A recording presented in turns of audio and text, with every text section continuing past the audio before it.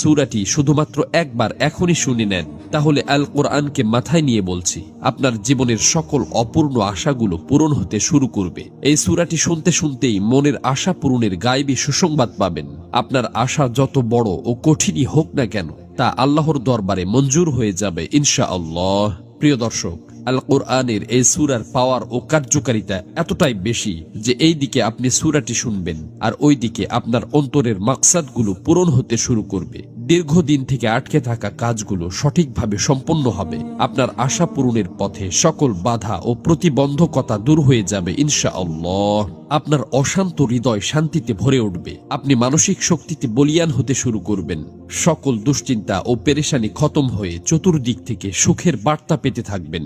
আপনার কাছে অফুরন্ত রিজিকের ভান্ডার এমন ভাবে আসতে থাকবে যে চোখের পলকে আপনার জীবনের সকল অভাব অনটন মুছে যাবে। সুবহানাল্লাহ। প্রিয় দর্শক,